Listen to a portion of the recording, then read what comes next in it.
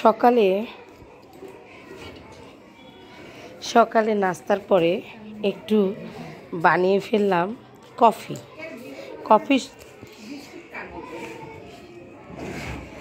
কফির সঙ্গে গুঁড়া দুধ দিয়ে কফি খেতে যে এত ভালো লাগে তা আগে না খেলে বুঝতেই পারতাম না। কফিগুলোর কালার দেখেন কত চমৎকার হয়েছে। বেশি বেশি কফির সঙ্গে গুঁড়া দুধ মিশিয়ে কফি খেলে খুব ভালো লাগে। আর এরকম কফি একটু বাচ্চাদেরকে সামান্য টেস্ট করতে দেবেন, তাহলে বাচ্চারা খুব আনন্দিত হবে এবং পড়াশোনায় ওরা খুব মনোযোগী হবে। ওরা এত মজা পাবে যে আপনাদেরকে বলে বোঝাতে পারবো না।